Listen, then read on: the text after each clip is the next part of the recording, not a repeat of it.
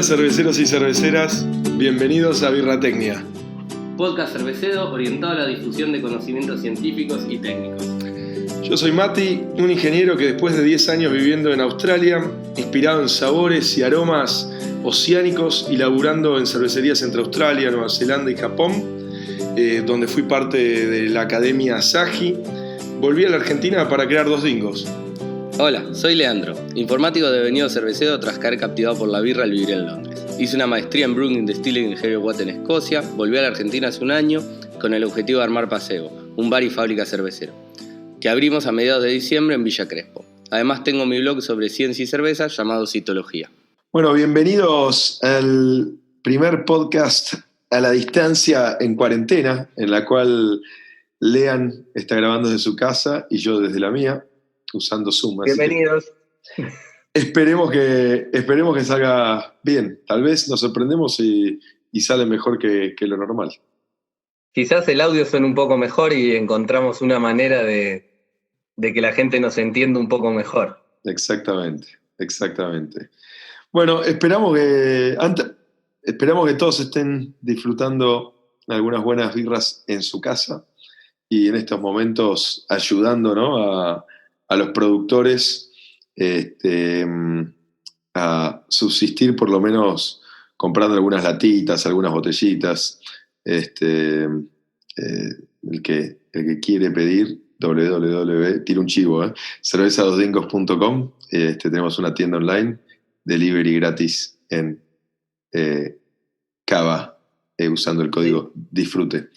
Buen chivo, te diré. De hecho, sí, tal cual. Y en este momento vale la pena decir que es re importante que todos apoyemos a nuestros comercios locales. Toda la gente está necesitando de toda la ayuda que le podamos dar. Y nada, que uno sea consciente de que hay gente que no está pudiendo tener un ingreso y que en lo que uno pueda ayudar está muy bien. Y que el día que volvamos los bares y volvamos las fábricas, ojalá puedan estar ahí con nosotros, acompañándonos a poder seguir viviendo de esto, ¿no? Que es lo que a todos nos gusta. Totalmente. Y el comprar a los comercios locales, o por supuesto que inicialmente hablamos de cervecerías, pero también se extiende a verdulerías, panaderías, carnicerías, intentar comprar lo menos posible en el supermercado. Por supuesto hay cosas como producto de limpieza que no se pueden comprar en otro lado, pero apoyemos a nuestra comunidad cercana, y la rueda va a girar y el karma va a volver y nada, vamos a tener un mundo mejor, me parece. Pero además es una costumbre que está buena más allá de la cuarentena. Ni hablar. Apoyar a los comercios de barrio. Totalmente, pero bueno, basta de filosofía. Y antes de empezar con el podcast de hoy, te quería felicitar, Lean. La verdad que... Yo también, Mati. Es una felicitación mutua. Gracias. Para que no sabe, esta semana la MBAA, la Master Brewers Association of the Americas, tiene un Technical Quarterly, básicamente viene a ser como un informe técnico cuatrimestral. Trimestral, Trimestral, sí, perdón. Donde se publican un montón de trabajos de investigación que hacen cervecerías alrededor del mundo. La mayoría son Estados Unidos y Canadá, pero también están abiertos al resto del mundo. Y publicaron en esa, que es el primero del primer quarterly del 2020, el laburo de investigación que hicimos con Lean, a través de Birratecnia. Que presentamos en el Congreso del Lúpulo en febrero. Así es, como Birratecnia, pero por supuesto también, ¿no?, con el backing de Dos Dingos y de Placebo, que hicieron posible esto, y en el cual hicimos todo el laburo de investigación sobre biotransformación y el uso de enzimas exógenas. Cuando decimos exógenas significa que no agregadas, para facilitar esta biotransformación de tioles y de glucósidos en la cerveza. Y básicamente de eso se trata el capítulo de hoy. Exactamente, la idea del episodio de hoy es un poco redecir la presentación que hicimos en el Congreso del Lúpulo, allá en el Bolsón, digamos, para que, como sabemos, hubo gente que, si bien hubo bastante asistencia, hubo gente que no pudo ir. Entonces la idea es repetir un poco la charla. En el Instagram vamos a postear el link a los slides para los que quieran ir siguiendo un poco la charla con los slides al costado. Todavía para video no estamos, nos seguimos manteniendo en formato solo audio. Y bueno, y ya el que quiera también el trabajo en inglés puede avisarnos y se lo podemos acercar. Pero bueno, el MBAA, siendo un organismo basado en Estados Unidos, el idioma oficial de publicaciones es en inglés. Sí, para que se una idea, el editor en jefe del Quarterly, del informe, fue el mismísimo John Palmer, ¿no? Fue él quien nos dijo que le parecía que el laburo estaba apto para ser parte de este boletín, lo cual es un orgullo total, realmente. Totalmente. Así que está bueno que uno hacer cosas que le sirvan a otros en la industria, así como uno ha aprendido de un montón de otros en la industria y las experiencias. Sí, y un poquito la idea es a partir de ahora, y cuando podamos volver a laburar, ¿no? y realmente a producir y todo eso, empezar a hacer mucho más de esto desde Birratecnia, y por supuesto de nuestras cervecerías madre, empezar a hacer más de este tipo de trabajo de investigación. Tenemos un montón de proyectos de investigación que queremos hacer y bueno, ¿quién te dice? Tal vez podemos enfocar, viste, Birratecnia no solamente a lo que es papers que hacen otros, sino a experiencias que hacemos nosotros mismos. Así que la idea es meterle más fuerte a la ciencia con experiencias propias, no solo ajenas, o sea, inspirado en ajenas, viendo qué cosas se pueden agregar, qué cosas se pueden hacer distinto, qué cosas no están cubiertos en papers y nosotros... Sí. Y qué cosas pueden ser útiles a nuestra escala también. Exactamente. Así que estén atentos a este espacio, que eso es un poquito la nueva arista de Birratecnia que vamos a tener a futuro. Con el capítulo de hoy, que básicamente la presentación se llama Mitos y Realidades de Biotransformación, en la cual al final está explicado todo el laburo de investigación que hicimos, es con la que le damos el comienzo, el puntapié inicial a esta nueva enfoque, ¿no? de Birratecnia. Espero que lo disfruten. Sí, tal cual. ¿Arrancamos entonces? Arrancamos. Básicamente, para que entiendan un poquito el contenido del podcast de hoy, vamos a hablar de biotransformación, obvio, definición, qué tipos de biotransformación hay, y vamos a hablar de trabajo de investigación que hay hechos en cuanto a biotransformación de terpenoides, de glucósidos y de tioles.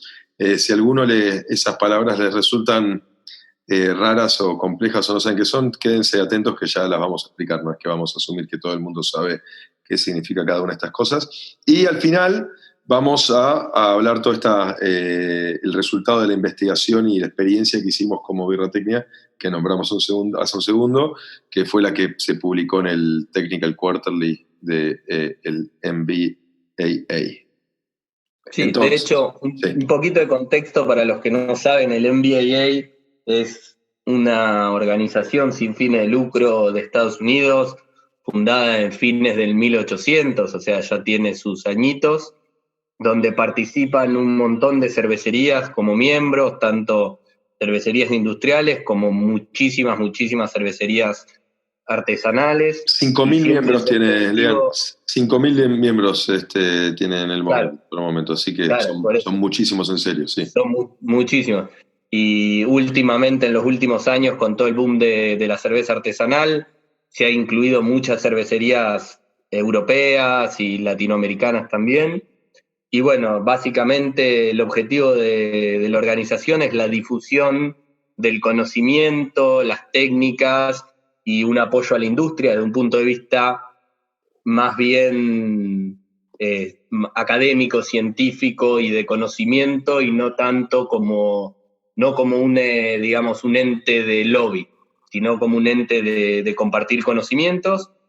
Y por eso publican el Technical Quarterly, y hace un tiempo largo también tienen un podcast, obviamente en inglés, que es muy bueno, donde van contando sobre distintos trabajos que van publicando sus miembros, sobre trabajos que se han publicado en congresos que les resultan interesantes y todo. Así que el que le gusta escuchar en inglés podcast es un podcast súper recomendable. Súper recomendable. Totalmente. Pero bueno, arrancando con la presentación, vamos a empezar por lo primero, ¿no? Vamos a hablar qué es biotransformación, esa palabra que está tan de moda en el mundo cervecero y que se usa de una manera hasta casi irresponsable hoy, ¿no? Porque todos, y hago mea culpa de que yo he hecho esto en el pasado, hacemos un montón de cosas solamente porque la palabra está de moda, ¿no? Entonces, no, yo hago esto por la biotransformación, y después realmente sabemos qué es, sabemos qué hace, sabemos si funciona eso o no, y tal vez no, tal vez hay evidencias no científicas, sino, no, porque a mí me pareció que me dio más esto o lo otro, y bueno, eso hizo que biotransformación de golpe esté tan de moda, ¿no? Pero entrando a la definición, ¿qué es biotransformación? La biotransformación es básicamente la transformación de un compuesto, en este caso estamos hablando de un compuesto presente en el mosto de la cerveza, o en cerveza en estado de fermentación, iniciada por un microorganismo, ¿no? Y hay dos clases de biotransformación que realmente nos importan. Una es la modificación de un compuesto aromático en otro compuesto aromático. O sea, algo que ya es aromático lo transforma en otro que es aromático. Y la otra clase es la hidrólisis, que en criollo significa la ruptura o la liberación de un compuesto, o sea, un compuesto inicial que no era aromático, en los cuales cuando se rompe este compuesto no aromático, por lo menos uno de los compuestos que quedan una vez roto es aromático. Si los dos, bueno, los dos, pero por lo menos uno lo es. Entonces estamos hablando de o la modificación de algo aromático en otra cosa aromática pero distinta, o la ruptura / liberación de un compuesto que no era aromático, que se transforma por lo menos una de las partes rotas en algo que sí es aromático. Claro, la idea de todo esto es que de alguna manera nos sirva en la cerveza, y el servir en ese contexto entendido como que tenga un impacto organoléptico. Exactamente. Digamos, si no lo podemos percibir, tener una biotransformación, de las cuales hay también biotransformaciones no aromáticas, no es de interés en este momento, porque bueno, lo que queremos es que la birra, que tenga una consecuencia organoléptica en la birra, o sea, podría ser también en mouthfeel, que puede ser otra cosa, pero bueno, en este caso nos estamos hablando de las cosas con impacto aromático. Exactamente. Entonces, vamos a hablar ahora de los compuestos del lúpulo para empezar a entrar un poquito más en detalle, ¿no? O sea, nosotros en el lúpulo podemos inicialmente dividirlo en dos grandes cosas. Uno es la materia vegetal, toda la parte verde del lúpulo, todo el verde del conito, básicamente, de la flor. Y después la lupulina, que son las glándulas, esas amarillas que están en el lúpulo. Entonces, la materia vegetal posee en su gran mayoría celulosa, proteína, glucósidos, y la lupulina posee resina y aceites esenciales. La resina está dividida también hay glucósidos dentro de la resina, hay alfa ácidos, hay beta ácidos en la resina, y los aceites esenciales están divididos ya en muchísimas más otras cosas, ¿no? Cada una de estas cosas van teniendo como un árbol de subproductos y subproductos, pero por ejemplo, los aceites esenciales que estamos hablando de, que es un porcentaje muy chiquitito de todo del Lúpulo en sí mismo. El lúpulo en sí mismo está dividido dentro de esos aceites esenciales, entre el 50 y el 80% son hidrocarburos, dentro de los cuales hay hidrocarburos alifáticos, sescoiterpenos y también monoterpenos. Monoterpenos, me freno ahí porque ahí es una parte de algo que nos interesa, porque por ejemplo dentro de los monoterpenos está el mirceno, por ejemplo, ¿no? que es un compuesto que tiene un impacto aromático. Después, dentro de los aceites esenciales, otra familia es la familia del sulfuro, o sea, hay compuestos que tienen sulfuros. Dentro de eso hay tioles. ¿Cómo? Compuestos azufrados que tienen azufre. Sí, eso, azufre. Bien, lo pienso en inglés y pienso en sulfur, pero está exactamente. Azufrados sería, puede ser. O sulfurosos o azufrados que tienen azufre. Que tienen una molécula. Que contienen. Átomo de azufre. Sí. Entonces, dentro de eso tenemos tioles, tiolésteres, sulfidos de cadena recta, sulfidos terpenoides cíclicos, otros. Y bueno, ahí dentro, una de las cosas que más nos importan ahí son los tioles, vamos a hablar por qué. Y después están los oxigenados, o sea, los aceites esenciales oxigenados, que son los compuestos oxigenados, esos más o menos entre el 20 y el 50%. Para hacer una cuenta, los compuestos azufrados o sulfurosos son menos del 1%, o sea que no es nada, muy, muy poquito. Y los oxigenados entre un 20 y un 50% de estos aceites esenciales. Tenemos los alcoholes terpenoides, como por ejemplo el linalol, muy importante, ya vamos a ver por qué, los aldehídos, hay ácidos, hay cetonas, hay ésteres y muchas otras cosas más, muchos otros compuestos oxigenados más. Pero eso más que nada ya lo van a ver cuando vean la presentación, si pueden escuchar esto mirando la presentación, probablemente les sea más fácil entender. En líneas generales, de qué está compuesto el lúpulo y mencionamos especialmente las cosas estas que nos van a interesar y vamos a hablar hoy, que son los glucósidos. Después, dentro de los aceites esenciales, todos los que son los terpenoides, los tioles y nada más, básicamente. Entonces, ¿qué son los monoterpenoides? Los monoterpenoides son monoterpenos modificados con un grupo oxigenado. ¿Qué significa un grupo oxigenado? Básicamente son terpenos que tienen un grupo alcohol, o sea, una terminación a un OH en su estructura molecular.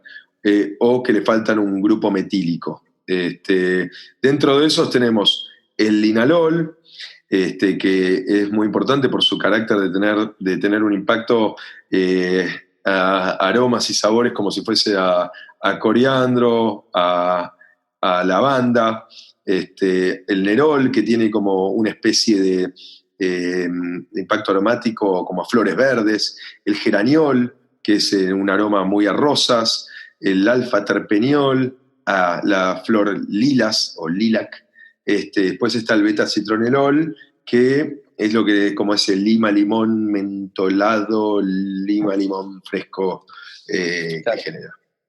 Claro, todos los monoterpenoides en general, muchos son aromáticos y por eso son bastante importantes para nosotros porque son aromáticos y están presentes en el lúpulo y corresponden a muchos de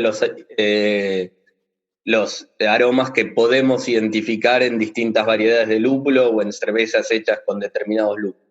Exactamente. Son compuestos polares, es decir, que tienen una muy buena capacidad de solubilizarse. Solubilizarse, claro, y quedarse, o sea, al ser polares, tienen una unión molecular muy fuerte, lo cual hace que sea más fácil más difícil, su evaporación que otros compuestos que no son polares, como por ejemplo el mirceno, ¿no? Y todos cuando escuchen algo con el final ol, significa que tiene ese grupo alcohol, ¿no? Ese grupo oxigenado que hace que pertenezcan a esta familia. Claro. entrando, bueno, Entrando un poco con los trabajos que vamos a repasar antes de llegar a nuestra experiencia, un poco contando, no toda la historia en detalle, pero un poco algunos trabajos así los más relevantes. Relevantes de lo que se sabe de biotransformación. Uno de los primeros trabajos es del 2003, o sea, ya data de hace un buen tiempo. Es un trabajo de King y Dickinson, donde por primera vez se demuestra que existe la biotransformación mediada por levadura. Y si están viendo la presentación, van a ver a la izquierda una imagen que aparece en un montón de presentaciones, donde, por ejemplo, ellos documentan que el geranol es convertido en citronelol por la levadura y también puede ser convertido en menor proporción en linalol, y el nerol puede también ser convertido en geniarol y el linalol en alfa-terpeñol y así sucesivamente.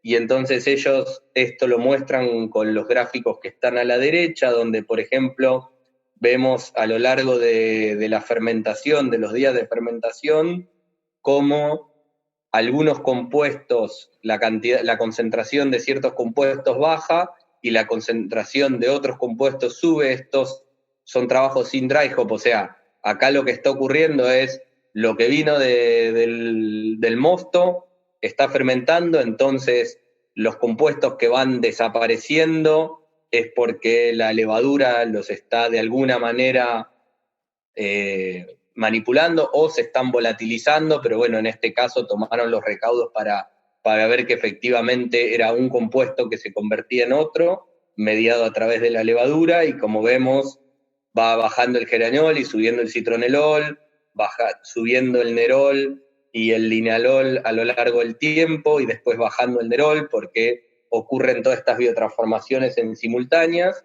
y según la cepa de levadura, algunas ocurren más o en menor proporción que otras.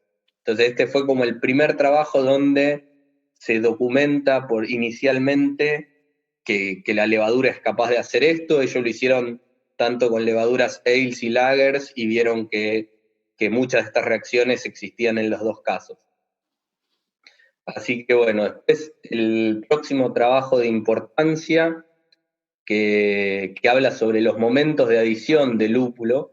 Esto es bastante interesante para todo esto de lo que uno habla, de lo que es tipo biotransformación, el dry hop para biotransformación y eso. Es un trabajo bastante más reciente, del 2014, o sea, bastantes años después del trabajo original de King. Este es de un grupo que trabaja en Sapporo, Takoi, lo van a ver mucho en trabajos académicos. Es un grupo de investigación que está dentro de Sapporo y publican cosas bastante interesantes. Y bueno, lo que ellos ven es que el contenido de geniarol en la cerveza puede ser aumentado haciendo una adición después de la etapa de crecimiento de levadura, porque entonces hay, digamos, existe menos bioconversión en ese caso, pero lo que encuentra es que, por ejemplo, el contenido de vitrocenol generado por medio de transformación no depende del momento beta citronelol. Citronelol, sí. Beta citronelol. Perdón, ¿lo dije mal? Sí. Bueno, perdón. No depende del momento de adición y sigue ocurriendo incluso cuando ya está, digamos, la cerveza terminada y está, digamos, ya está en maduración. Y esto es porque sigue habiendo un poco de levadura y entonces sigue ocurriendo. Entonces esto de la necesidad de hacer el dry hop en el día 1, el día 2, o 3, o el día 3, digamos, es un poco un mito. Acá en los gráficos que están a la derecha, por ejemplo, cuando miramos el gráfico C, que es el de beta-citronelol, vemos cómo, independientemente del momento de adición, ya sea en el mosto, ni bien tenemos el mosto, al tercer día o al final de fermentación, vemos que va subiendo el contenido de beta-citronelol y llegando prácticamente a los mismos niveles en lo que es cerveza terminada. Sí, incluso si no hay filtración, eh, incluso una filtración estéril, ¿no? Esto sigue pasando en la cerveza embotellada. Claro. Entonces, tira abajo el mito de hay que hacer el dry hop en plena fermentación para lograr esta biotransformación en especial, la del citronelol, ¿no? O sea, esto sigue pasando igual, por más que lo agregues en el día 5 o cuando está madurando o donde sea, la misma levadura Claro, va a lograr esto. mientras haya presencia de levadura. Obviamente, como se ve en el gráfico, las tasas de las curvas, digamos, las pendientes de las curvas no son iguales, obviamente porque la fermentación activa va a estar más o menos activa, pero sí muestra que, digamos, el endpoint final es el mismo. Entonces, eso es lo importante.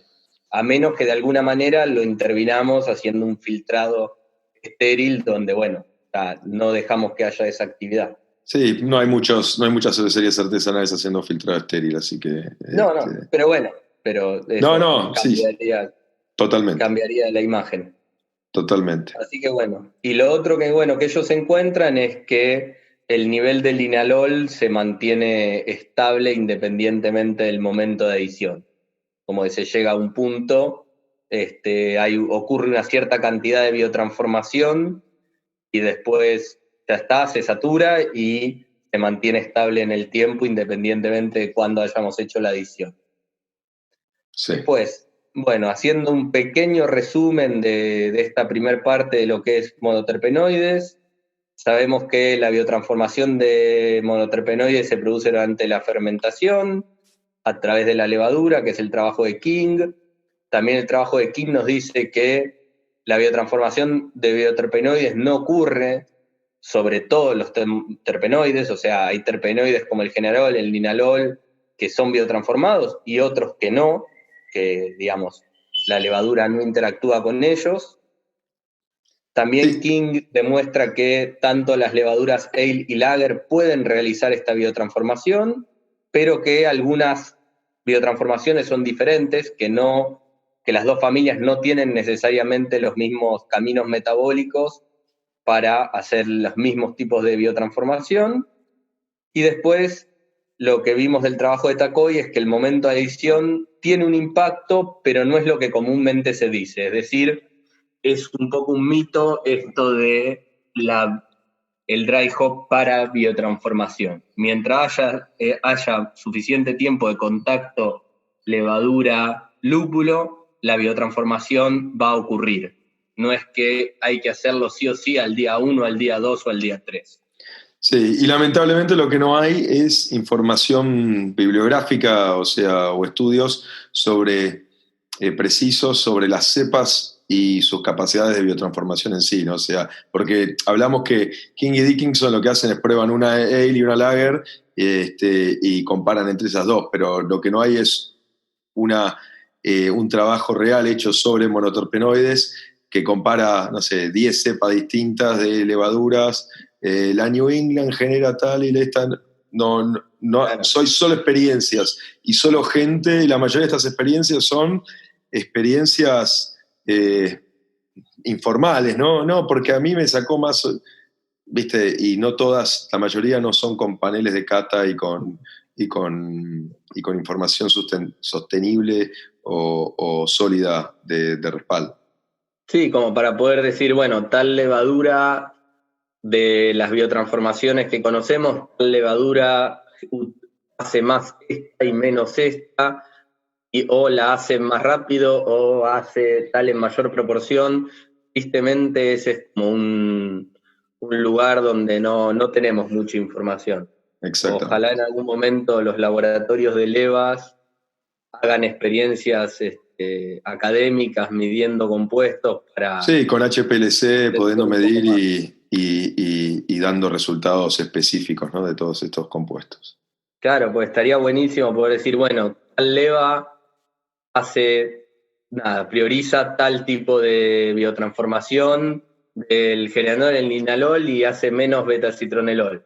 Entonces con eso podríamos ajustar los perfiles de nuestras cervezas. Pero bueno, algún día. Bueno, Con esto terminamos la primera parte, que es lo que hablamos sobre biotransformación de monoterpenoides, que, seamos sinceros, la parte más aburrida, porque es la parte que ya se habla más y se viene hablando hace mucho tiempo, es la parte más vieja. Para mí la parte más interesante es la que viene ahora, que es cuando empezamos a hablar de glucósidos y de tioles, que es donde hay más incógnitas, ¿no? Claro, tal cual. Bueno, entonces, entrando con la segunda sección de biotransformación, empezamos a taclear los glucósidos. Pero antes que nada, ¿qué son los glucósidos y cómo se biotransforman? Básicamente, un glucósido es una molécula que no es volátil, no es aromática, o sea, inicialmente no tiene ningún tipo de valor organoléptico, donde hay un azúcar, una molécula de azúcar, que está unida a otro grupo funcional llamado aglicona a través de un enlace glucósido. ¿Qué significa un enlace glucósido? Un oxígeno, básicamente, un átomo de oxígeno que une a el azúcar con esta aglicona. La aglicona no es que es una sola cosa, sino que la aglicona es un grupo funcional. Puede ser cualquier cosa, puede ser un monoterpenoide, puede ser un hidrocarburo, puede ser un montón de cosas. De compuestos. De compuestos, exactamente. Estos son generados naturalmente por la planta del lúpulo para transportar y guardar energía, básicamente, para transportar y guardar ese glucósido, que es una energía en el futuro, usando enzimas propias. La planta después lo va descomponiendo y absorbiendo esos azúcares que están encerrados de cierta manera dentro del coso. Entonces, tenemos un glucósido, por ejemplo, el glucósido del linalil, que se llama glucósido linalil, que tenemos una glucosa, o sea, una molécula de glucosa unida a través de un oxígeno con el linalol. Ahora, cuando está todo así, no tiene aroma, no tiene olor, no tiene nada, pero cuando entra la enzima beta-glucosidasa, rompe, hidroliza, básicamente, ese enlace glucósido, y lo que genera una molécula de glucosa, no aromática, que después lo más probable es que termine fermentada, y una molécula de linalol.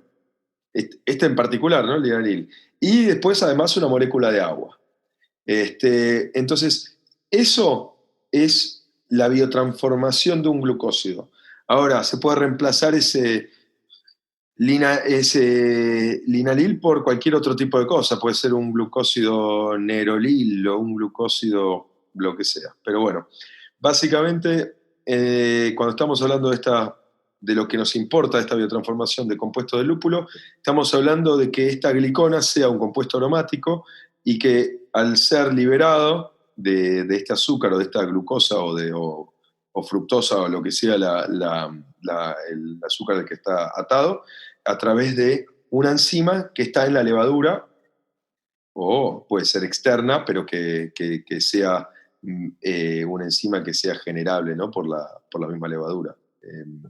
Generable no es la palabra. ¿Cuál es la palabra, Leandro? Sí, no, una enzima que la levadura la exprese. Que claro, que naturalmente la produzca, tal vez no la produce en grandes cantidades, entonces no tiene tanto impacto, pero uno puede agregar más de esta misma enzima que produce, pero no por sí sola levadura, pero no en cantidades significativas. O también puede provenir de otro microorganismo distinto que exprese. Sí, una bacteria, por ejemplo. Con mayor capacidad de trabajo o más estable según la temperatura, o distinto, ¿no? Lo mismo cuando usamos enzimas exógenas en el macerado, no necesariamente las enzimas que uno usa en el macerado, cuando hacemos una brut en el fermentador, depende de cómo la técnica de cada uno, normalmente por ahí no son enzimas provenientes de una levadura, son provenientes de otro microorganismo que exprese una enzima que es mejor desde algún punto de vista, o trabaja más rápido, o es más tolerante a altas temperaturas, o etcétera. Sí, en general esas son... fácil de procesar. Exacto, y en general son extraídas de bacterias, ¿no? O sea, de lactos o de pedios o lo que sea, Sí, distintas hay muchas bacterias. que se extraen del Aspergus niger, que Exacto, es lo que se usa para hacer el koji en el sake. exactamente, exactamente. Pero bueno, entonces entramos en la primer experiencia de una gente llamada Kolsmanberger, Biendel y Nitz del 2006, donde lo que probaron es que tenían o sea, lo que hicieron es un mosto del cual le agregaron, hicieron mediciones sin enzima, sin agregado de enzima, o sea, mediciones con HPLC, ¿no?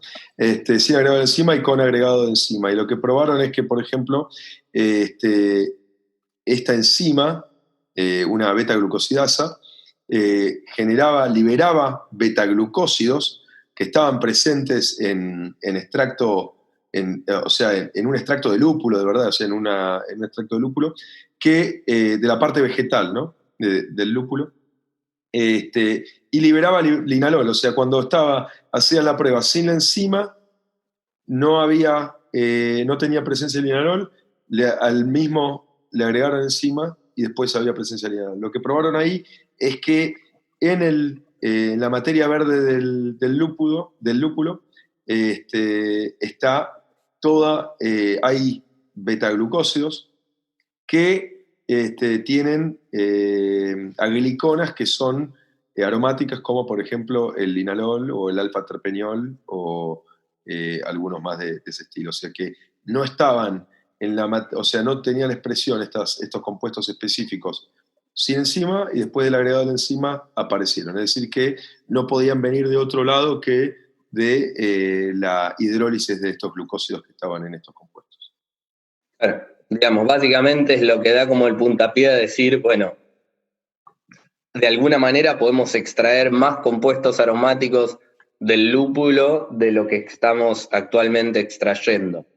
Eso es un poco lo que, digamos, demuestra este trabajo, que estos glucósidos con impacto aromático existen, que puede ser que algunas levaduras lo estén o no sustrayendo, pero que existen, que están presentes en la materia vegetal y que con enzimas exógenas los podemos recuperar. Sí, totalmente. O sea, y eso es lo que empieza a hacer un montón de ruido y a hacer un montón de gente empezar a volverse loca. ¿Cómo hago para aprovechar al máximo, ¿no? O sea, ¿cómo hago para sacarle más jugo? Si están todas estas cosas ahí, ¿cómo hago para explotarlas, para exprimirlas? Por eso... Yo las quiero en mi cerveza. Claro, las quiero en mi cerveza. Después vamos a ver, ¿realmente las queremos o realmente siempre hacen bien o no?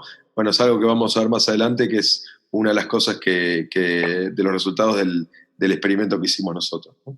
O sea, por eso hay que tener cuidado, porque muchas veces uno se sobreexcita con estas cosas, diciendo, puedo sacarle más, puedo sacarle más, puedo sacarle más, pero después la experiencia real no siempre significa que más es mejor, ¿no? Ya vamos a verlo. Claro. Bueno, después, siguiendo un poco con la parte de liberación de glucósidos aromáticos, otro trabajo importante fue el del 2017 de Sharp y de Shellhammer de OSU, de la Universidad de Oregon. El laboratorio Shellhammer también es otro de esos laboratorios a estar mirando un poco lo que hacen, porque en general publican trabajos bastante interesantes. Y bueno, parte de lo que ellos hacen es agarran un montón de cepas, 30 y pico de cepas distintas, muchas cepas de cerveza, tanto ale como lager, y también muchas cepas del mundo del vino, y Brettanomyces y algunas otras cosas, y un poco lo que hacen es mirar la capacidad de generar o de expresar beta-glucosidasa de todas estas cepas. A ver si efectivamente estaban en las levas y si tenían mayor o menor expresión, o sea, generaban más o menos cantidad de esta enzima durante la fermentación. Y entonces lo que terminan haciendo es eligen una de estas cepas que ellos llaman Ale High, o sea, que tiene bastante expresión de esta enzima, y una cepa que es Ale Low, o sea, que es una cepa Ale que tiene mucho menor expresión de esta enzima. y lo que hacen es agregan un glucósido, que está acá, el octilglucopirinosoide, que saben que no está en el lúpulo, o sea, es un artificial, digamos, lo agregan al mosto, entonces pueden controlar la cantidad que están agregando y pueden evaluar la performance de las enzimas que están en la levadura, y también el uso de una enzima exógena para liberar las agliconas. Y las cosas que encuentran es que efectivamente, si uno quiere lograr sustraer un alto porcentaje de los glucósidos presentes en el mosto, que hace falta una enzima exógena, porque si miramos el gráfico de la presentación, lo que vemos es que la levadura, tanto la que expresa mucho como la que expresa poco, cambia la pendiente de la curva de cuál rápido logran sustraer, pero alrededor del 10% del total de lo que se agregó de ese glucósido se planchan. O sea, si bien la enzima está ahí, no agarra y biotransforma más. Sí, O sea, y ambas, por más que uno tenga más expresión de esa enzima que la otra, terminan en el mismo punto, básicamente. Entonces, claro, no y en un generan punto diferente. bajo. Y es muy bajo, claro, no libera casi nada, libera un No libera 10% de lo de lo que agregado. se agregó, mientras que con una enzima exógena llegan prácticamente al 100% en el mismo tiempo. Entonces, Exactamente. básicamente la conclusión de este trabajo, una de las conclusiones más importantes, es que si uno quiere realmente aprovechar las agliconas que están en el lúpulo, y pareciera que la única manera de lograrlo es a través del uso exógeno de enzimas, que agarrar y hacer un catálogo de cepas y decir, esta cepa es más rápida, es más expresiva esta enzima que esta otra, o la enzima que tiene es más potente, efectivamente no logra lo que nosotros estamos buscando. Entonces, básicamente esto es una de las cosas que nos motivó a investigar el uso de enzimas exógenas. Después, otro experimento importante en esta tanda es el de Kirkpatrick, que mientras trabajaba para New Belgium, donde ellos lo que hacen es efectivamente miden varios compuestos, mircenos, linalol, humuleno y varios otros más, y miden cómo con el uso de enzimas exógenas miden si hay más o menor liberación de estos compuestos, ¿no? Intentando un poco decir, bueno, ¿esto funciona o no funciona? O sea, vimos el trabajo de Shellhammer, nos decía que había que usar enzima exógena. Bueno, a ver, hagamos unas pruebas y veamos efectivamente si logramos más liberación. Lo que ellos observan es que en las condiciones que efectuaron el experimento, que realmente ellos no obtenían un cambio significativo de los compuestos. O sea, si bien se extraía, si ustedes están mirando el gráfico van a ver que las barras azules en casi todos los casos es más alta, y por ejemplo es más alta en linalol, en mirceno, en compuestos bastante aromáticos, que el control. Lo que observan es que no era significativo, o sea, había un porcentaje liberado adicional, pero no parecería que es significativo la diferencia que obtuvieron.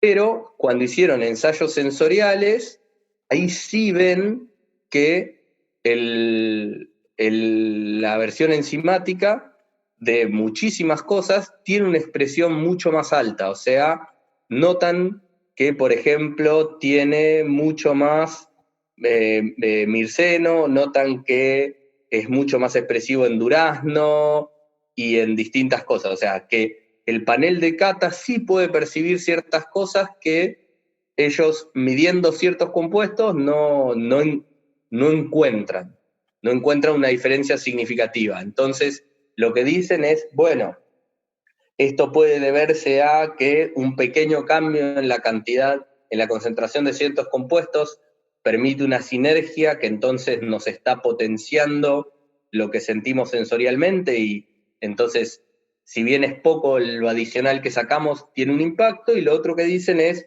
bueno, también están los tioles, que son moléculas que tienen, moléculas aromáticas que en muy, muy bajas cantidades, como ya vamos a ver, tienen un impacto organoléptico muy, muy importante. y son muy difíciles de medir, ellos no tenían los medios para medirlos, entonces postulan que, bueno, que parte de la explicación de esto puede ser a través de la liberación de tioles. Sí, pero es una hipótesis, ¿no? Nada más. O sea, claro, lo que básicamente dice no sabemos, esta es una de las hipótesis que podríamos probar. Que podríamos probar. Y esto es un poco lo que a nosotros nos conduce a hacer algunos ensayos, como vamos a ver, sobre tioles. Pero bueno, para resumir esta segunda parte de la presentación sobre biotransformación de glucósidos, básicamente lo que sabemos es que se liberan glucósidos con alto impacto aromático, es lo que el trabajo que contó Mati de Colsmanberger, que la biotransformación de glucósidos por la levadura o enzimas es una realidad, es lo que dijo Schellhammer, que si uno quiere lograr un alto impacto aromático o por lo menos lograr liberar una gran proporción de los glucósidos presentes, lo tenemos que hacer, aparentemente es necesario usar enzimas exógenas, es lo que yo conté sobre Schellhammer.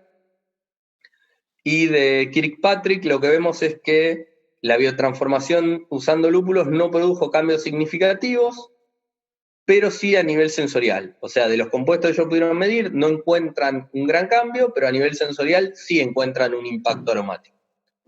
Y bueno, otra cosa que es de uno de los trabajos de Colsmarberger, que es interesante, aunque por ahí acá no tiene en Argentina todavía tanta importancia, es que la biotransformación no se produce con extractos de CO2. O sea, si usamos extracto de CO2, no estamos de alguna manera trayendo los precursores. Extracto de lúpulo en CO2 supercrítico, ¿no? O sea, claro, porque eso básicamente los glucósidos no son solubles en el CO2 supercrítico y quedan atrás en la materia verde. Exactamente, y entonces si usamos eso no vamos a tener esta biotransformación. Exactamente. Bien, con eso terminamos esta segunda parte de biotransformación sobre glucósidos. Entonces entramos en la tercera sección, que es la de los tioles.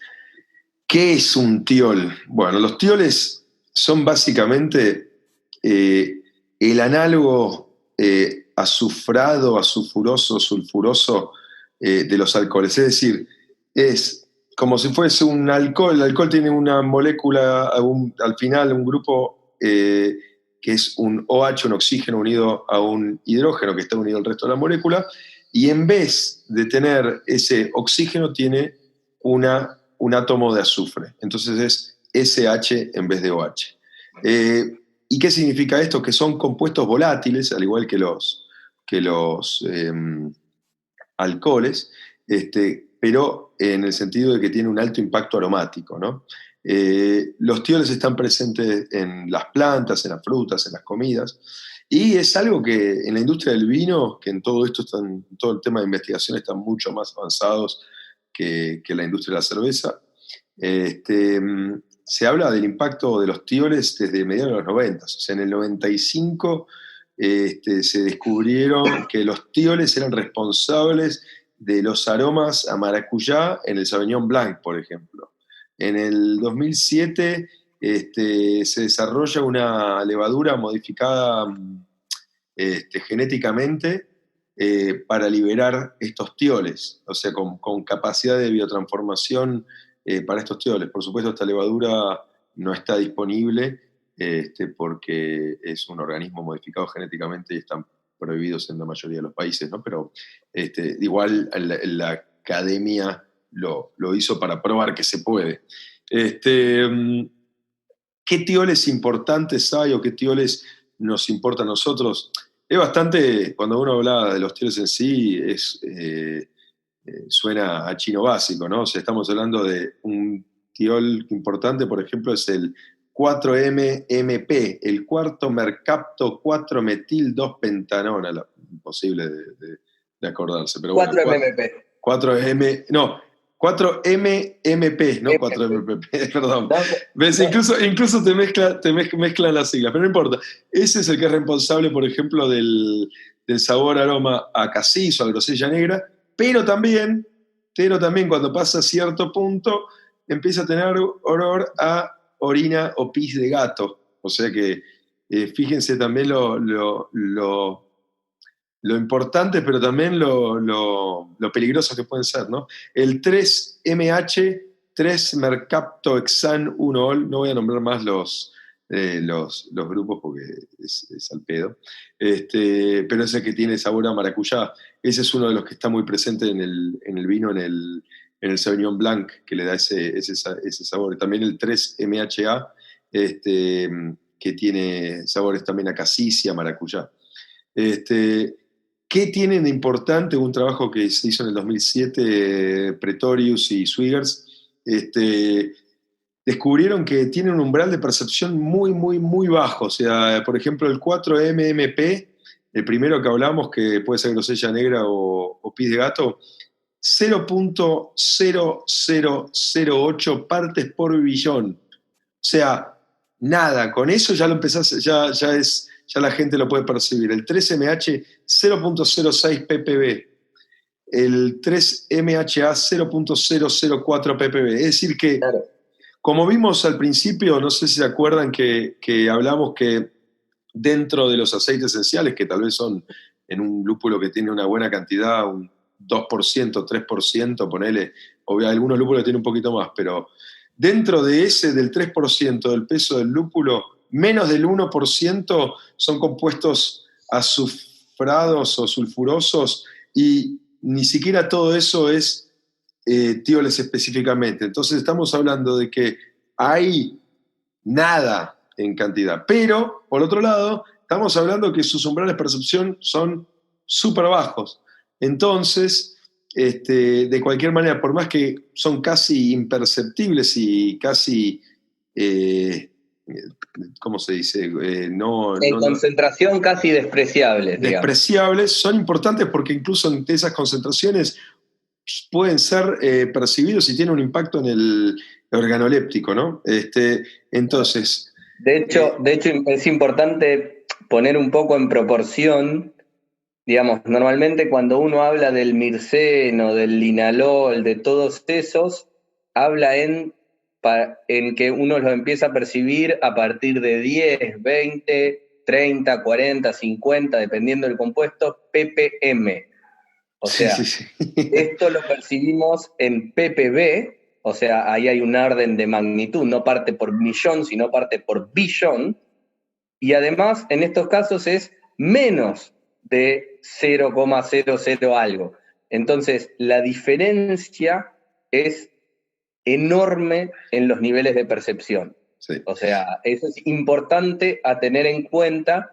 Y también esto de que tengan un impacto aromático en cantidades tan bajas es la razón que hace tan difícil su medición, porque nosotros lo podemos llegar a percibir, decir, che, acá hay maracuyá, acá hay pis de gato, pero cuando vamos a querer hacer químicamente, aislarlo, es súper complejo porque hay una cantidad muy, muy, muy chiquitita de estos compuestos en una birra. Pero bueno, pero están e importan. Exactamente.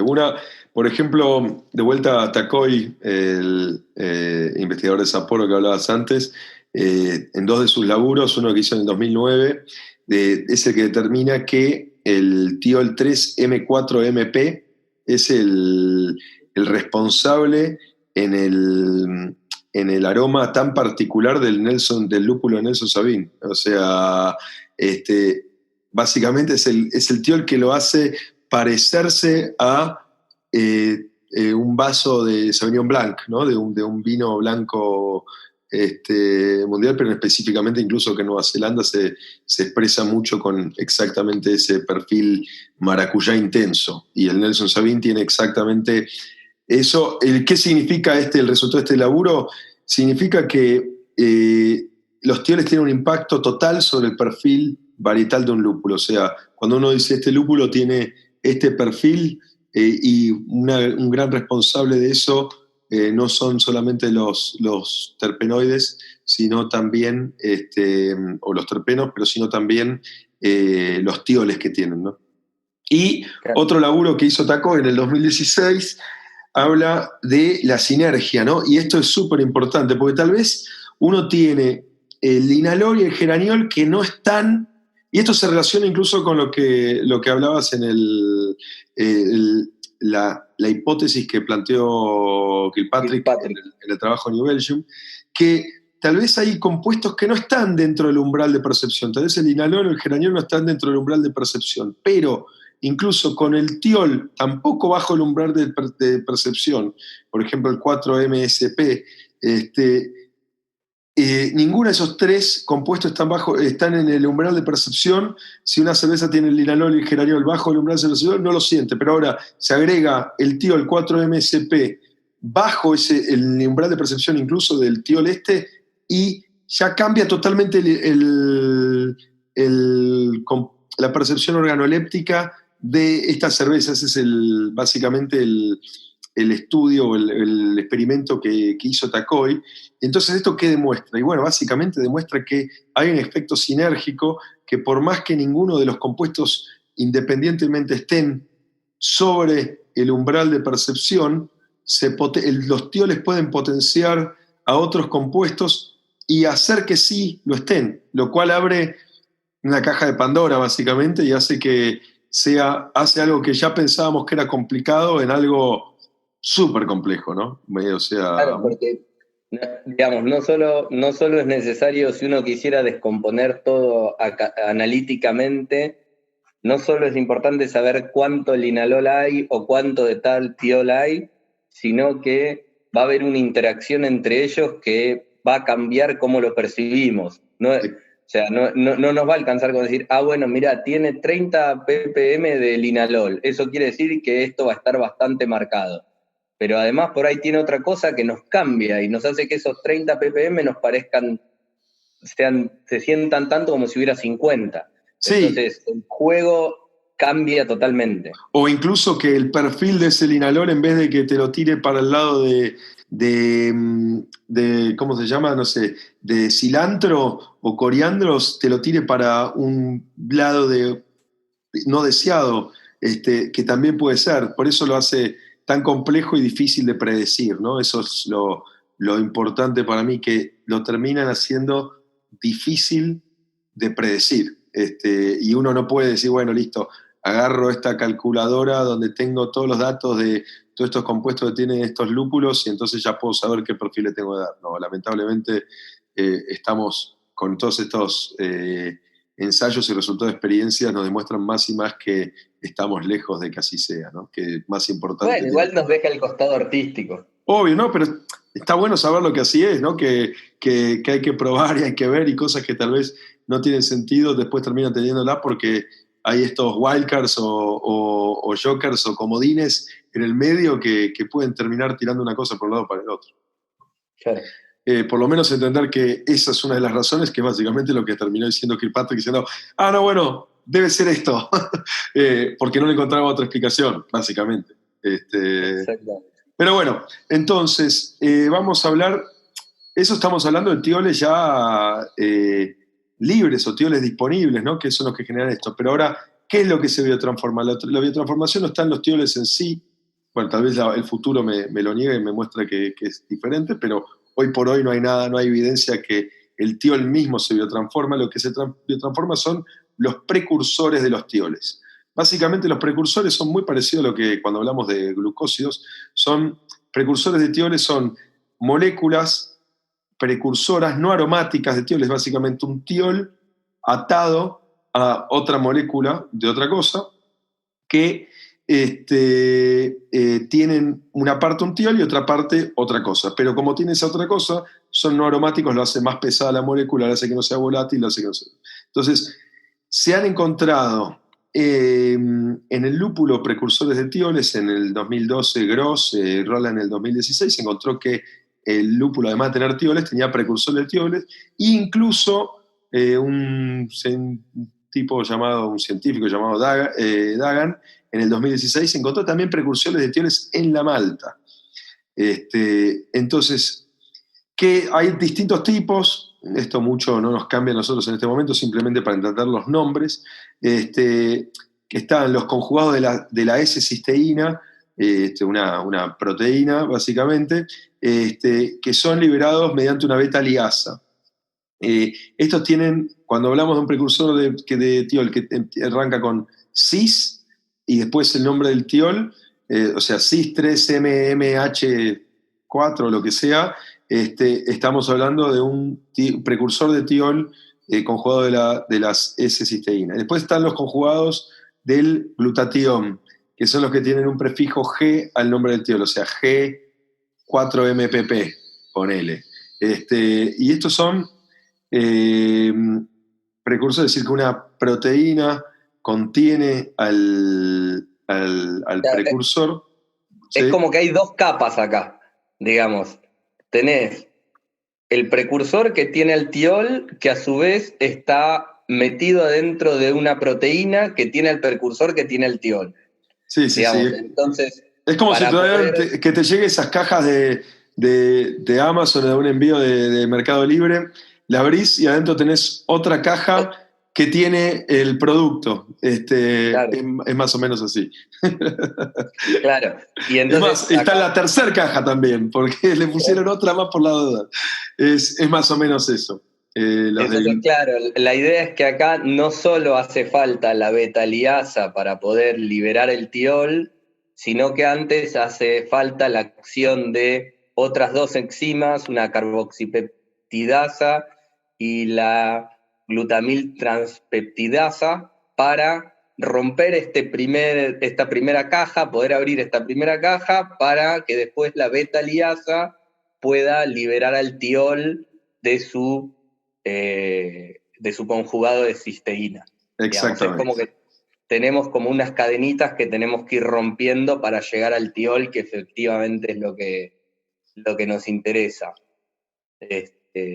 Acá, bueno, el próximo slide, para los que estén siguiendo los slides, es un trabajo del 2017 de Belda, que este es un lindo grafiquito que intenta explicar un poco esto que estuvimos viendo. Ellos hicieron todo un trabajo para no solo ver cómo ocurría esto, si ahí, por ejemplo, tenemos el ejemplo de un conjugado de cisteína del 4-MMP y del SMH, y lo mismo con un conjugado de glutatión, esos mismos compuestos. Vemos que a través de distintos receptores entran a la levadura agarra y para los conjugados de glutatión, primero los desarma y los convierte en cisteínas adentro de la vacuola, que en el caso de los de cisteína no hace falta, o sea, es más directo, simplemente a través de distintas enzimas puede liberar el compuesto, el tiol, que tiene un impacto organoléptico. Y ahí lo que tienen en negrita son los distintos genes que son los que es necesario que se expresen para armar las enzimas que hacen este trabajo. Entonces, como vemos, por ejemplo, son genes distintos los que liberan a un tipo de tiol de otro. Con lo cual esto quiere decir que no todas las levaduras necesariamente van a ser capaces de liberar todos los precursores de tioles. O sea, no es que, sí, listo, si puede liberar uno va a poder liberar otro. No, necesita ciertos genes específicos y que pueden estar expresados en distintas cantidades, con lo cual no solo va a cambiar si lo puede hacer, sino en qué proporción lo puede hacer. Entonces, como nuevamente es como otra capa de complejidad donde nada es tan lineal y recién estamos empezando a comenzar a entender cómo funciona todo esto, ¿no? Y un poco esta explicación de la liberación por parte de la levadura nos muestra un trabajo en la práctica, que es el siguiente slide, el trabajo de Mache del 2018, donde ellos efectivamente agarran dos cepas comunes de leva, la 0,1 y la 0,29 de WLP. Una es la equivalente a la 0,5 y la 29. ¿Vos te acordás, Mati, qué es? No me acuerdo cuál es. No sé si no es una de.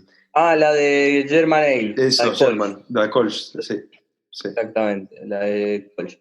Bueno, agarran, digamos, esas dos levas y prueban haciendo un dry hop, tanto de un lúpulo Cascade como de Haller Tower, Miltrefru, y ven un poco, y lo interesante que ven acá es que primero no tienen la misma capacidad de liberar tioles el uno y el otro, y no solo eso, sino que también depende del lúpulo. O sea, si vemos en el gráfico de la izquierda, la 0,1 libera más 3MH que a partir del Cascade que la 0,29, pero la 0,29 libera más 3MH del Hallertauer que la 0,1.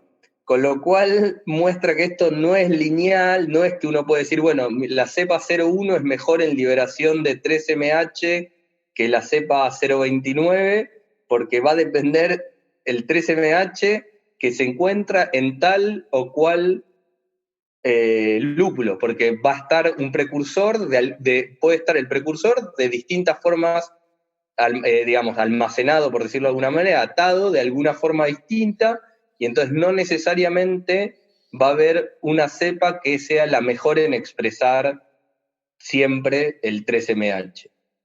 Y bueno, por ejemplo, en el 4MP vemos un efecto similar. Cambia quién, que es el gráfico de la derecha, el 4MMP. Vemos de nuevo lo mismo, que la 0,1 es mejor con el Cascade y la 0,29 es mejor con el Hallertauer, aunque las proporciones acá son muchísimo más chicas. De hecho, vemos la barra de error, que es la liñita negra. Las liñitas negras esas sobre los gráficos de barras muestran los rangos de error que tuvieron de las distintas repeticiones, ¿no? Y como vemos, la barra de error es tan grande como la barra, en el caso de la liberación de 4MMP, con lo cual en verdad ni siquiera hace que esa diferencia sea significativa. Pero bueno, lo importante de este trabajo es ver que depende del lúpulo qué cepa va a funcionar mejor o peor. Pero que bueno, que la liberación existe por las cepas, también eso es importante.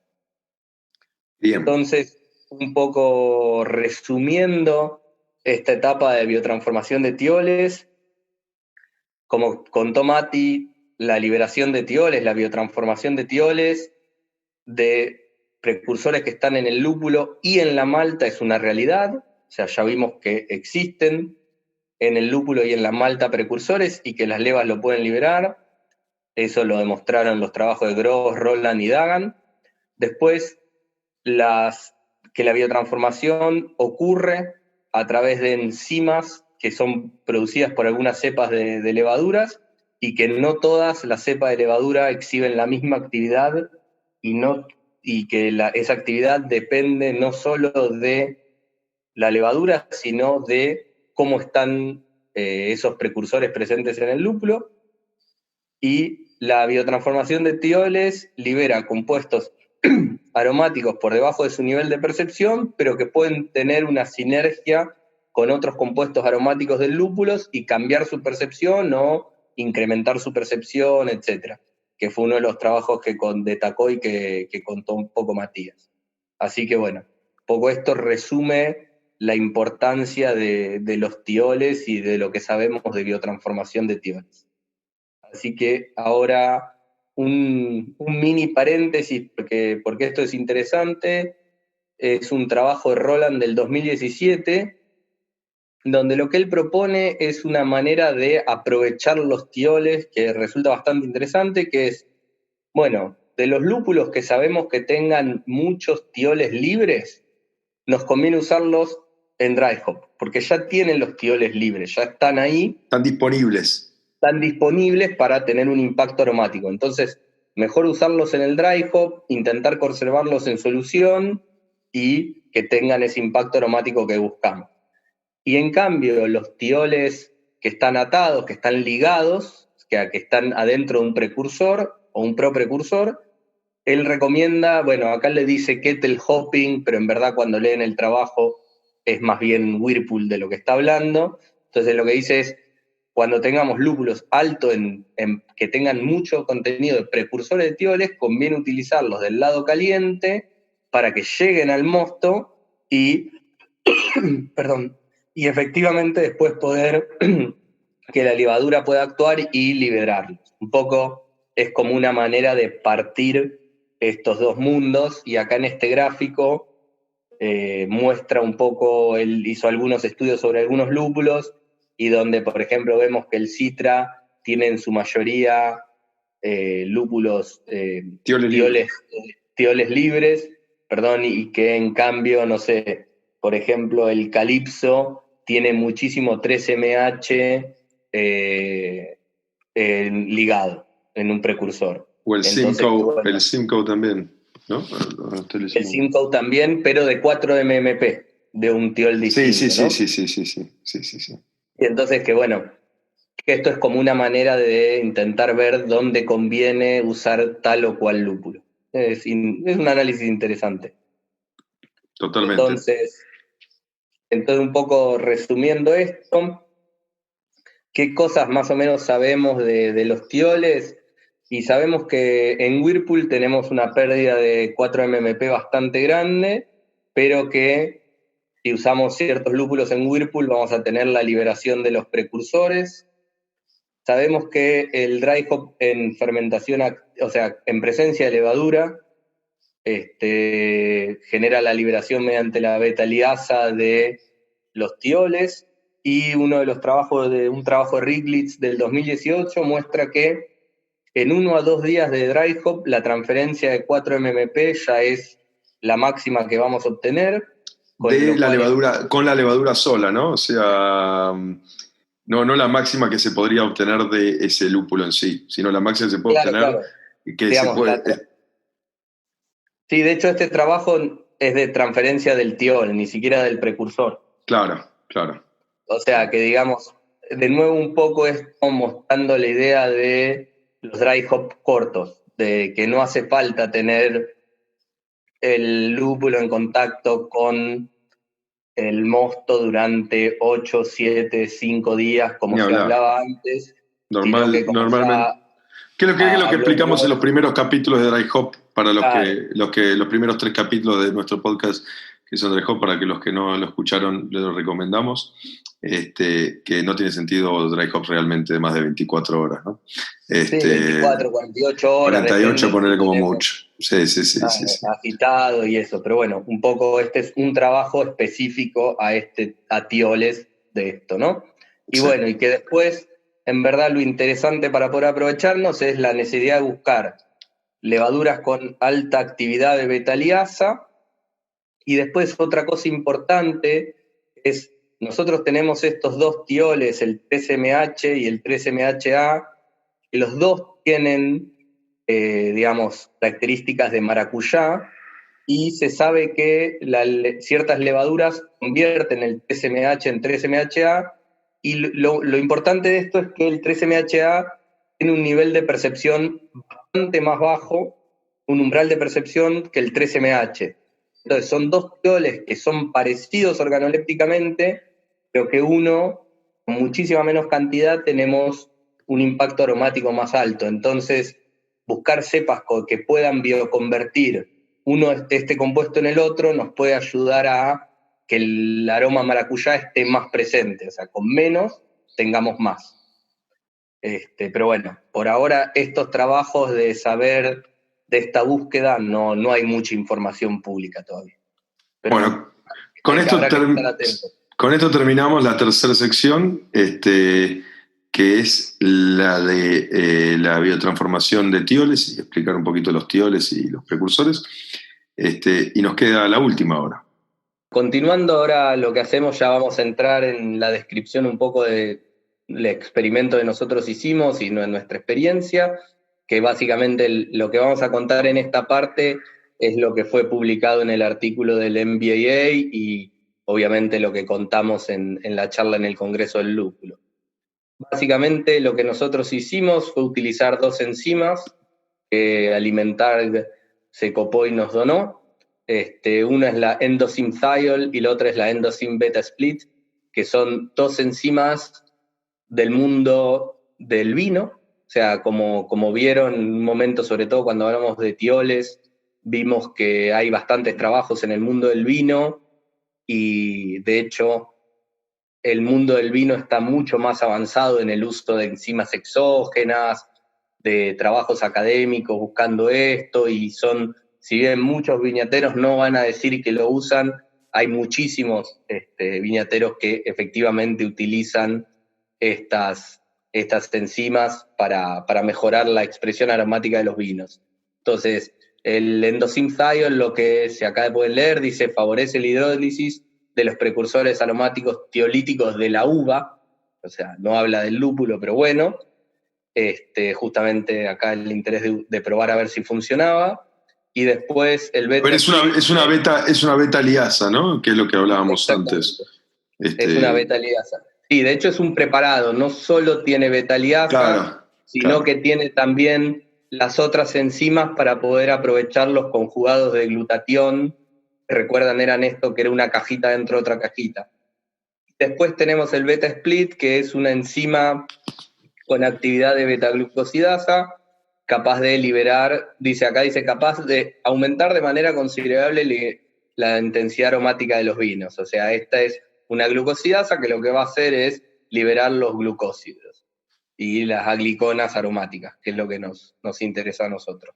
Sí. Así que bueno. Como dijo Lean, Alimentar nos proveyó, nos dio, nos facilitó estas enzimas que son difíciles de conseguir porque el mundo del vino, así que realmente gracias a la gente de Alimentar por ayudarnos a hacer este experimento. Claro. Bueno, y entonces básicamente a nivel del diseño experimental, en el trabajo publicado lo contamos en más detalle, pero básicamente lo que hicimos fue, se elaboraron 3 mostos, era una cerveza de línea de Matías, de 2 Dingos, la Aussie IPA, y básicamente lo que hicimos fue... En criollo, Aussie IPA. En criollo, Aussie IPA, como le dicen acá. Y entonces, bueno, usamos una como muestra control o testigo, después se hicieron otras 2 iguales, donde en una se adicionó la enzima de beta-liasa, o sea, la de tioles, y en otra se adicionó la de beta-glucosidasa, o sea, el endosym beta-split, digamos, ambos los preparados comerciales estos que hablamos. Cómo se adicionó y todo dependía un poco de las recomendaciones de los fabricantes, del fabricante, y un poco de lo que pudimos extrapolar de distintos ensayos que se han hecho en el mundo del vino, porque no hay mucha experiencia en cerveza. Bueno, al final, ¿qué hicimos a partir de tener estas 3 cervezas? Bueno, lo primero que queríamos ver era si efectivamente había una diferencia organoléptica, y como todos sabemos, uno está involucrado en este experimento y no sirve que uno mismo lo pruebe y diga sí o no, porque uno tiene un sesgo importante de conocer la variable en juego y de también tener sus propias expectativas y demás. Entonces lo que hicimos fue lo que se llama una cata triangular. Entonces, una cata triangular nos permite determinar si una muestra es significativamente, o sea, estadísticamente, es significativamente diferente al control. Entonces, la cata triangular se presentan a cada participante 3 muestras, 2 de las cuales son iguales, y lo que se va haciendo es alternando si se da al participante 2 muestras control y una que es la que tiene el preparado, o viceversa, o sea, 2 muestras, que es lo que nosotros estamos queriendo, la variable que queremos ver, y una sola de control, y entonces uno lo que va haciendo es distribuyendo homogéneamente entre la gente esa, y si uno tiene un buen número de catadores, lo que se hace es mediante un análisis estadístico, lo que uno puede agarrar y decir, bueno, es con tal nivel de confianza, las 2 muestras son o no son diferentes. Entonces nosotros lo que hicimos fue hacer estas catas triangulares, gracias a un montón de gente que se copó y vino a Placebo a participar de estas catas. Además, Lean, déjame hacer una acotación ahí. A ver, el panel que armamos para esta cata de 29 personas, no eran 29 personas que entraron que pasaban por la calle y le dijimos, vení a probar esto. No, estamos hablando de 29 cerveceros, muchos de ellos reconocidos. Estamos hablando de 29, dentro de esos 29 hay cerveceros, hay jueces de alto perfil de BJCP, o sea, jueces con mucha experiencia de BJCP, y también dueños de bares chicherones o de los bares también, de bares que son conocidos por tener muy buenas birras en... Una buena selección de cervezas. Claro, entonces, un poquito lo bueno de un panel así es que cada uno tiene un poco una experiencia distinta, un paladar armado de una manera un poco distinta, uno más analítico, otro más en función de lo que le gusta al público, uno más en función de producción, o sea, cada uno viene de su entorno particular distinto, pero sí todos con mucha experiencia en haber probado muchísimas cervezas y entender defectos y no defectos y sabores y impacto organoléptico y todo eso, ¿no? Entonces, podemos decir que no era un panel entrenado para esta cata, pero sí era un panel con mucha experiencia, experimentado, digamos. Claro, exactamente. Y bueno, ahora ¿querés contar un poco los resultados? Dale, sí. Entonces, la cata triangular de Tioles, de la cual hubieron 29 participantes, para que la respuesta dé significativa, o sea, tenía que haber 14 de estos 29 que elijan la cerveza distinta, digamos, ¿no? O sea, de las 3 que le dábamos, tenía que elegir esta la distinta. 14 tenían que ser. Bueno, hubieron 16 respuestas correctas, es decir, que está más que significativo, ¿no? Ya con 14 daba significativo y la estadística nos decía, es válido, hay una diferencia significativa. Dio 16. O sea, es decir, que da un valor de P de 0.013, lo cual es mucho más bajo que lo que se requiere para el significativo. Normalmente, para dar, digamos, un poco de contexto, normalmente lo que se busca, se toma como valor P de referencia es 0.05.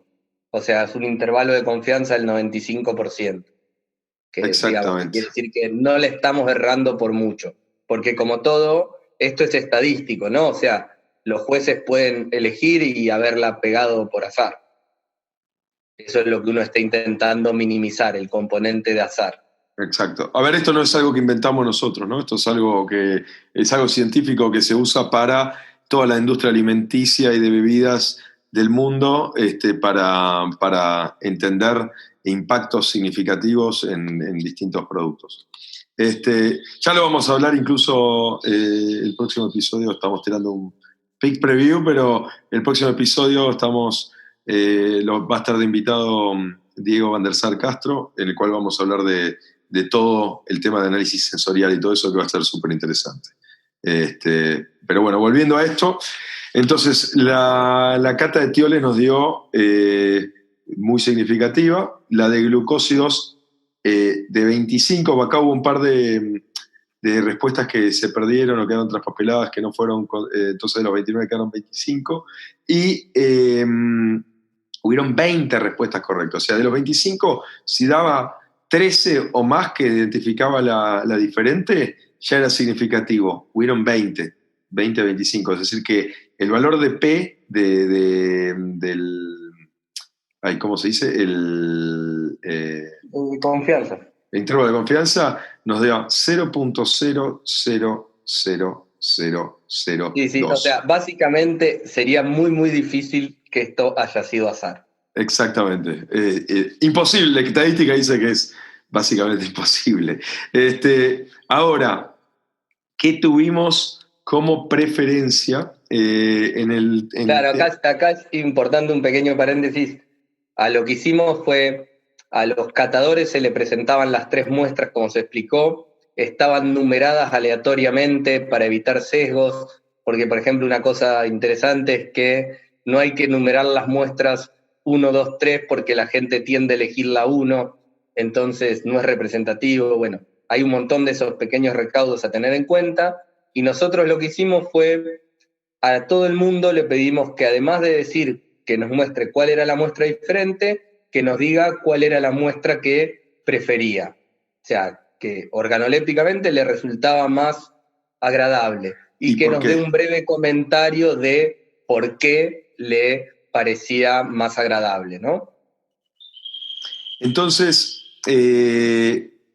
Después de eso filtramos y por supuesto solamente estos datos quedan de los que dieron la respuesta correcta, ¿no? Porque no tiene sentido uno que eligió una cerveza de la cual había dos de las tres. Claro, Si pues, se va sentía a esta estar. me gusta más que la otra y no tiene sentido porque la verdad que estás comparando una que también hay otra ahí. Así que, por ejemplo, en el primer ensayo, el de Tioles, que hubieron 16 respuestas correctas de las 29, de estas 16 respuestas correctas de las 29, 10 preferían la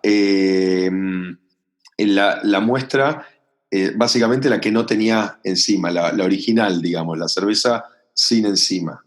4 con enzima de tioles y 2 no tenían preferencia. Es decir que hay una significativamente también una preferencia por la que no tuvo la enzima que favoreció la biotransformación, ¿no?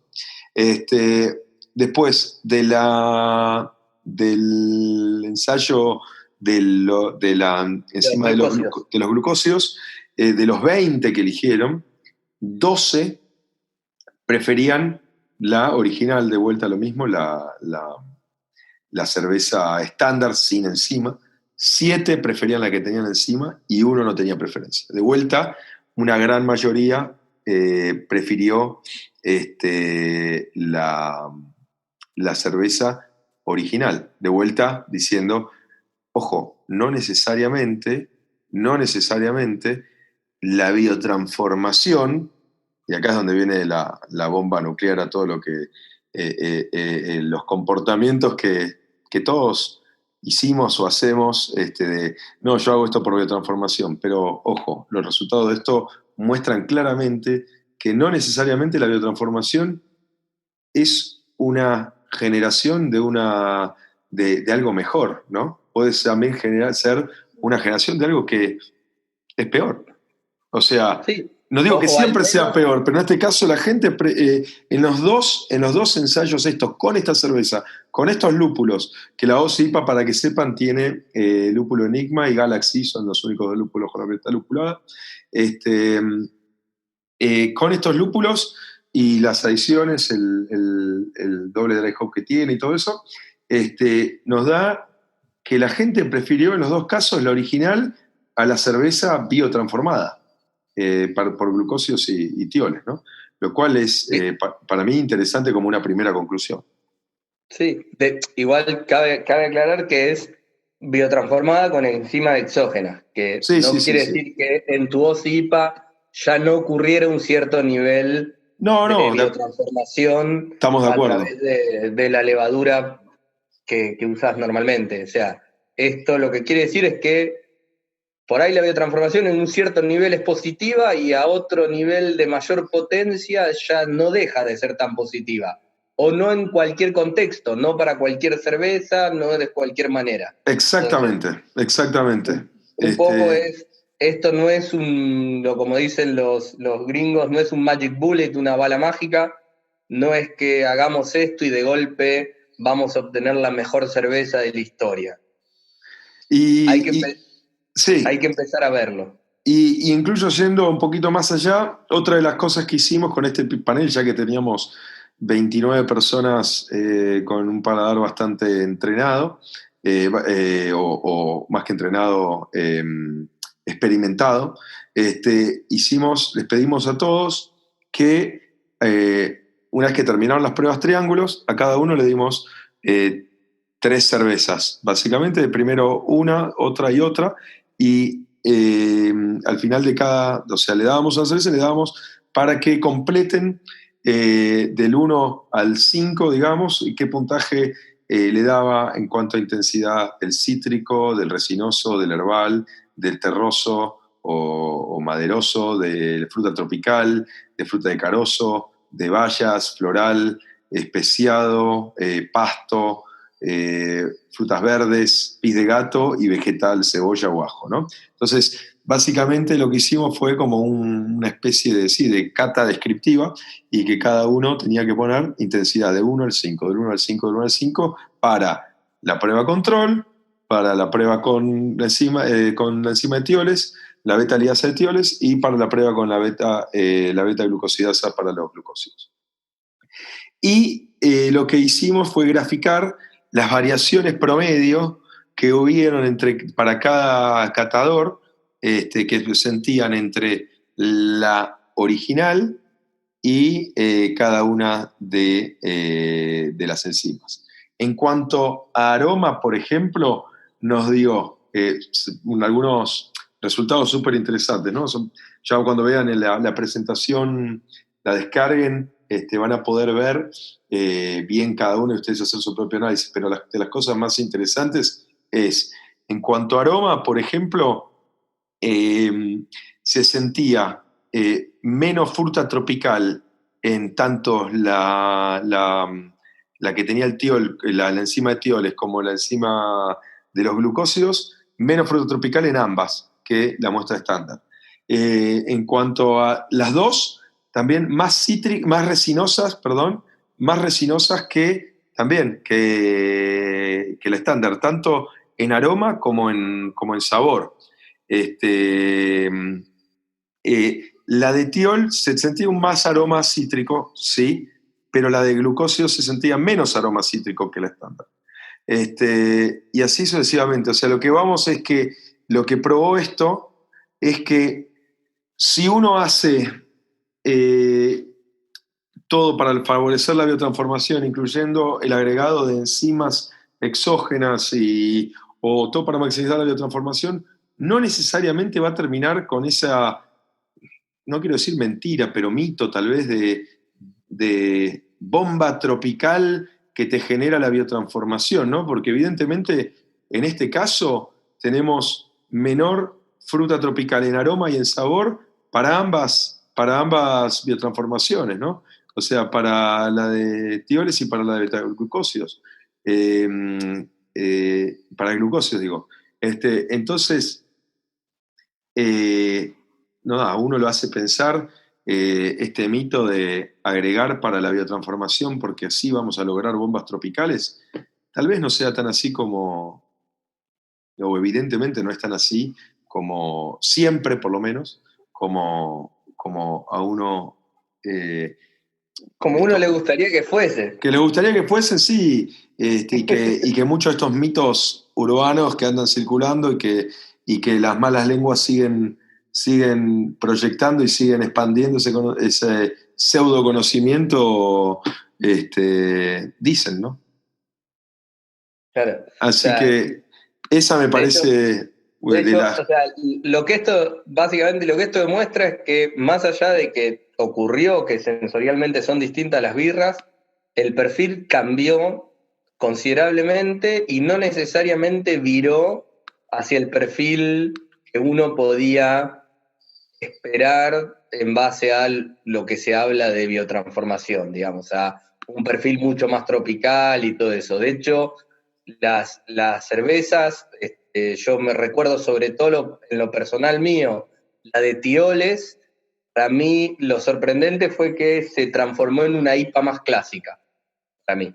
Pasó de ser una IPA tropical a una IPA, o sea, cuando yo la caté por primera vez la sentí mucho más una West Coast que una IPA tropical moderna, y de hecho esto se condice cuando uno mira que tanto en aroma como en sabor, lo que es tropical, fruta de carozo y todo eso bajó, y todo lo resina. Que es especiado, resina, cítrico en algunos casos, terroso y todo eso, se expresó mucho más, ¿no?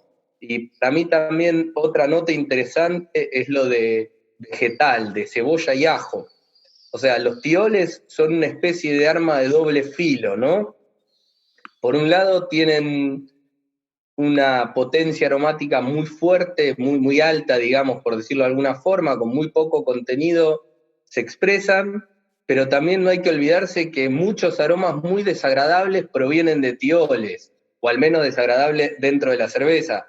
O sea, la cebolla y el ajo, el descriptor es un tiol, y ya sabemos que cuando usamos mal a veces algunos lúpulos o en el lugar incorrecto, sacamos estos tioles vegetales a cebolla y eso. Sí, por ejemplo, oxidando en el Whirlpool, cuando entra oxidación con ciertos lúpulos que tiene estos precursores, se genera exactamente eso. Eso también es algo que hablamos en el capítulo de Whirlpool De Whirlpool, en su exactamente. momento. Entonces, Sí.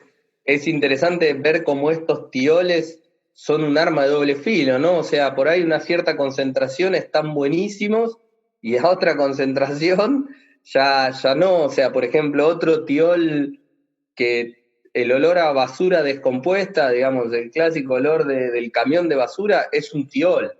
Entonces, los tioles son una pequeña arma de doble filo que hay que tener para mí presente. Sí, y hay que saber manejar porque nos pueden dar cosas muy interesantes, pero hay que tener cuidado y va a ser un tema de experiencia. Cada lúpulo, cada cerveza, cada proceso y cada levadura y condiciones, etcétera, van a dar un resultado distinto. La clave es no nos casemos con, para mí como conclusión de esto, no nos casemos con una idea de esta es la llave para lograr bombas tropicales con esto porque evidentemente no lo es. No. O sea, puede serlo, pero hay que ver cómo, hay que ver con qué. No es tan simple como hago esto en este día para lograr la biotransformación y le agrego una enzima porque así libero todos los tioles y libero los glucósidos o libero esto y lo otro. Ojo, no necesariamente te va a dar bien. Puede dar bien, pero hay que hacer más experiencias, hay que ver más lúpulos, hay que ver más condiciones, hay que ver más levaduras, etcétera, etcétera, etcétera. Es mucho más complejo que lo que parece. No hay un polvito mágico. No, no. Así Este, que, bueno, espero cerramos que un poco con la idea de trabajos futuros.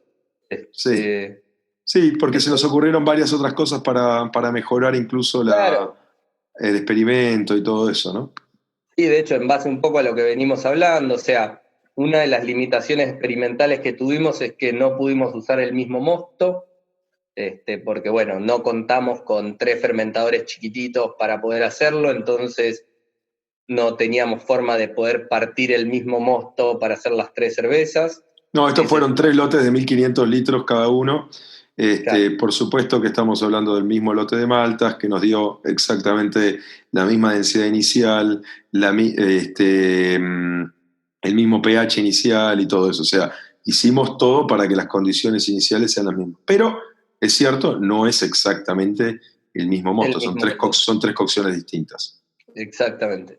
Bueno, después, una cosa que notamos, que digamos en la presentación no entramos en tanto detalle, es que sobre todo en las cervezas en la cerveza de Tioles, encima de Tioles, vimos que hubo un descenso muy, muy marcado en cuanto a la gravedad, la densidad final, o sea, porque evidentemente esta liberación liberó azúcares que la leva se comió y convirtió en alcohol, con lo cual hubo un aumento del alcohol y una baja en la densidad final. Sí, para que Y se den una idea, la OCI-IPA termina nuevamente en 1010, y en este caso la que tenía la beta liasa, la enzima de tioles, terminó en 1007, ¿no? Son 3 puntitos más, menos de densidad final, claro, lo cual puede tener un impacto organoléptico también en la sensación de claro. harshness y todo eso, ¿no? Sí, de hecho, a los catadores, eso habíamos comentado, que le dijimos que nos den una razón de su preferencia, y una cosa que vimos fue que mucha gente dijo que las birras con enzimas tenían menos tomabilidad o un amargor más marcado o un cierto harsh. Sí, un Digamos, hubo balance distintas distinto, formas, no estaban tan balanceadas. claro, hubo distintas formas de expresarlo, digamos, pero había como una clara tendencia de mucha gente a decir que las birras estaban un poco desequilibradas de alguna forma, y bueno, entonces también esto, la densidad final puede participar en esa ecuación, entonces habla de que si uno va a utilizar enzimas, tiene que ser consciente de estas cosas para compensar eso, para lograr que la birra efectivamente termine donde estamos buscando que termine y no en otro lado, ¿no? O que quizás haya que bajar la cantidad de lupulado en olla en cuanto al amargor porque se expresó más el amargor. Sí, o agregar maltodextrina para que mantener más alto esa densidad final, Claro. o macerar a una temperatura más alta, o lo que sea, para compensar Entonces, esa densidad final. claro, entonces, bueno, un poco esto de idea de que no solo importa utilizar la enzima y ver cómo cambia el perfil organoléptico, sino que también es importante que si vamos a usar la enzima, hay que empezar a pensar con la construcción de la receta, pensando en el uso de la enzima, ¿no? O sea, Sí, el impacto que tiene la enzima de verdad en en la otras cerveza, características. en otras características de la cerveza, y cómo compensar ese impacto, ¿no? Si llega a ser Claro. negativo. Exactamente. Así que bueno, con esto cerramos la presentación. Y bueno, espero que les haya parecido interesante el trabajo que hicimos con Mati. Si tienen cualquier otra pregunta, como saben, nos pueden escribir sobre este tema específicamente, a ver si las podemos en el próximo capítulo sacar las dudas. Exactamente, a birratecnia@gmail. Bueno, con esto vamos cerrando el episodio de hoy. Si les gustó y si les gusta el podcast, no se olviden de dejarnos una reseña en la plataforma donde nos escuchan, ya sea Spotify o Apple Podcast. Eso ayuda a que otra gente nos encuentre. También de seguirnos en Instagram, @birratecnia. Así están al tanto de cualquier novedad. Además, ahí incluimos referencias de todos los artículos y papers que mencionamos en el podcast. Cualquier pregunta, duda, consulta, comentario, elogio o quejas, ¿por qué no? A birratecnia@gmail. Gracias por escucharnos y hasta la próxima.